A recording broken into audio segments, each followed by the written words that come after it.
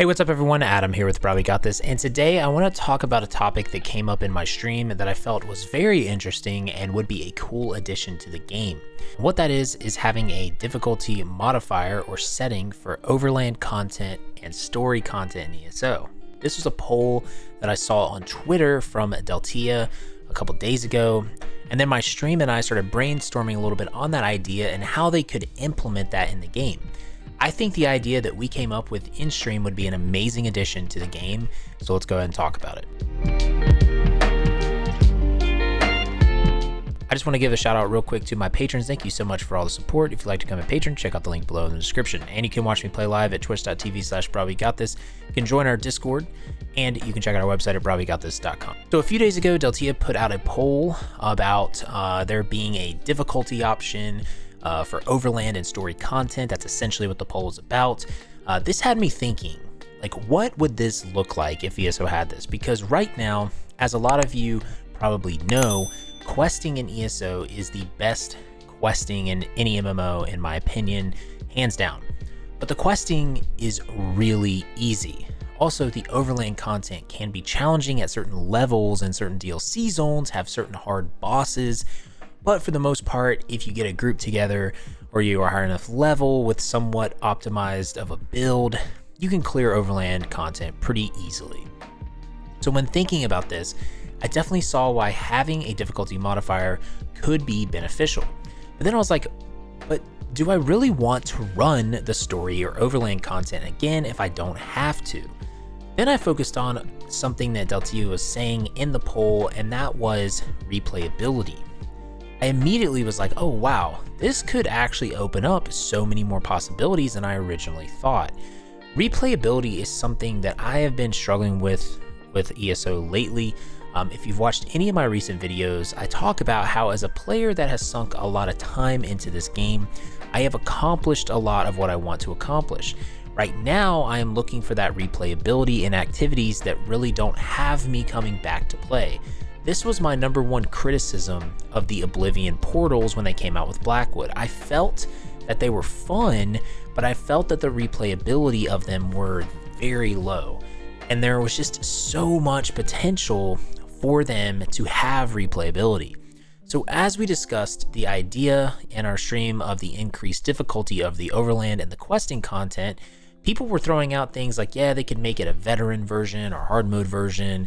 And I know Deltia had that in the poll as well. And guys, I will have Deltia's Twitter post linked below and his YouTube channel as well in the description. And you know, having a veteran version or a hard mode version is something similar to dungeons, obviously, because you know, dungeons have vet versions, and then you can do vet hard mode when you get to the final boss. So that idea was actually really cool. So then on stream, I came up with an idea that I feel could bring so much replayability to ESO for so many different types of players. This would be a massive update and change, and I really hope ZeniMax sees this video, because as I was talking about this, I was just getting excited. I was like, wow, this could make me want to play for hours on end. What if you had the difficulty modifier like everyone is talking about, you know, like a veteran mode for overland or story content? You could do vet hard mode, whatever.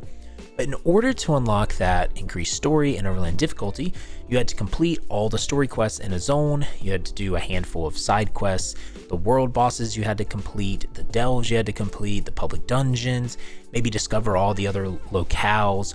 I'm not really sure what the exact parameters should really be, but if it was up to me, I think you should do complete zone completion. So you don't necessarily so if you look at my map here, for Blackwood, I have everything completed except for one other point of interest, it looks like, and one book.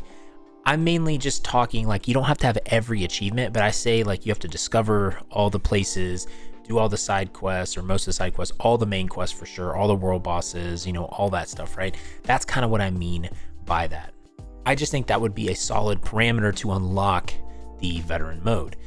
Furthermore, when you complete this said parameter, you have then unlocked veteran mode or veteran hard mode, whatever you want to call it, okay? This mode can be unlocked for every specific zone in the game. So that means that you can unlock one for Aradon right here. You could do Green Shade, Grotwood, every single zone in the game. here is where the immense replayability comes in, as well as the fun. Each zone will have zone veteran vendors, okay? These vendors would serve very similarly to the achievement furnishers and vendors that you see in these zones right here by the little furnishing icon. So I'll go over to one of them right now. It's like that little furnishing icon right here. So we'll go in here and I'll show you what I'm talking about. In these furnishers, you have the normal person that will sell like normal things of the zone, but you also have this achievement furnisher. These achievement furnishers you can buy things from if you've completed certain achievements in the zone, right? The only one that I haven't done is this one, which is the Rock Grove Vanquisher achievement, okay? So they could have a similar vendor called veteran zone vendors for each zone. Those vendors would then sell things in their shop for zone tokens. So sort of like how you get, alliance points or other currencies in the game, you would get, like, if you were in the Blackwood zone, you'd get a Blackwood token, or you could get a token in Ardon called the Ardon token, right? All zones would have their own tokens and token shops. In order to earn these tokens or currency though, you need to complete main quests, side quests, world bosses, public dungeons, discover locations, delves, etc. in the zone. The main and the side quests will give guaranteed tokens upon completion.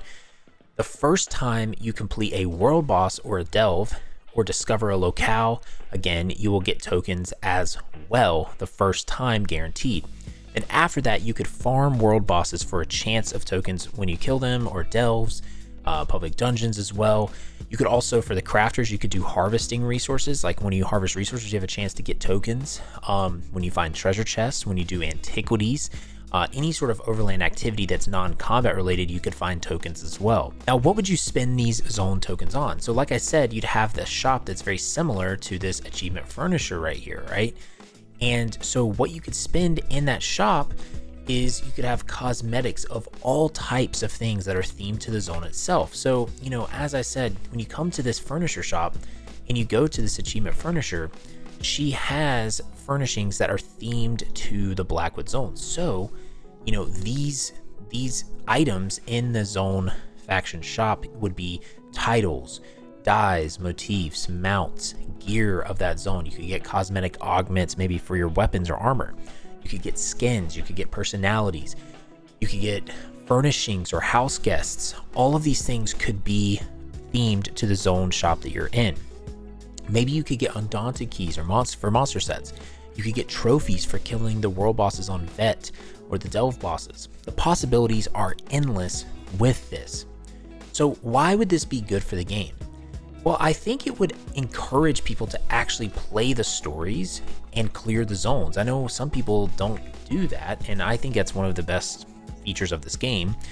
I think it would also give reasons for people to come back and grind and play even when they have completed a lot of things, like myself. For a lot of players that are in the end game, this would give them a reason to grind out Vet Overland content. It's also a challenge for players that want to solo things. It would give more use for companions as well, because it's something harder, you could use them. It gives the ability for all types of players to enjoy this. If you're like a housing person, if you're a fashion person, if you're a crafter, if you're an in-game player, if you're just a story player, it gives you more and more reasons for every single type of player to play this type of mode. I think it could be amazing. It would bring so much replayability to the game that has right now a lot of horizontal progression. Because the big thing with the ESO right now is the replayability is in a really unique place as an MMO. You replay things usually because you're trying to complete a set or get a good role in ESO.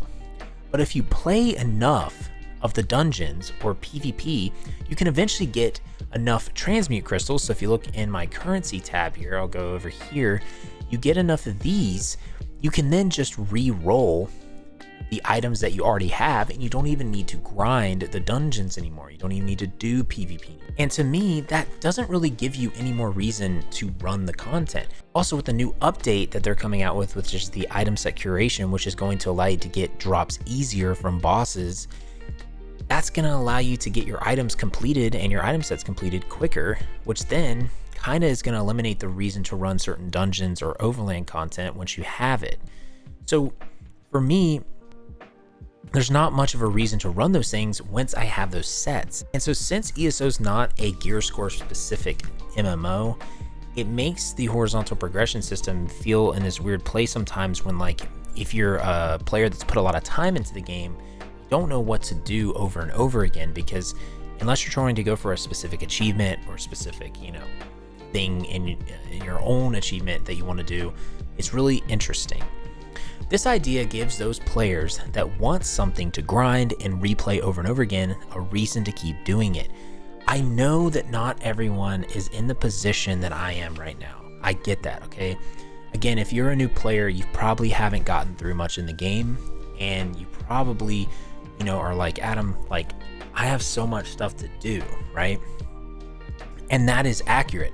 That's how I felt 5 years ago, 4 years ago, 3 years ago. But if you ever invest the amount of time that I've invested in this game, and you get to this point, I think that you will see some of this, of what I'm talking about, and some of the similarities, because ESO is a unique MMO and it's a great MMO. I think there's things in ESO that could be updated to where it gives people that are maybe quote unquote done with doing a lot of the stuff they think that they need to do a reason to grind something over and over again. And so I hope that this makes sense. I hope that you guys think this is a solid idea. I think the zone vendors could be a really cool idea if you implement a difficulty setting for Overland and Questing. That 100% would make me want to run the Overland and Questing again, 100%. And it would keep me coming back to do that. And I feel like that kind of system in the game would be very beneficial for ESO. But let me know what you think down in the comments below. I'd like to hear your thoughts on it. Leave a like, subscribe, heavy attack that bell icon to stay up to date on all the content in the channel if you did like this. And again, you can always watch me play live, twitch.tv/brahwegotthis. Thank you again to all my patrons. But until next time, y'all, just remember to have faith, be great, and I'll see you on ESO.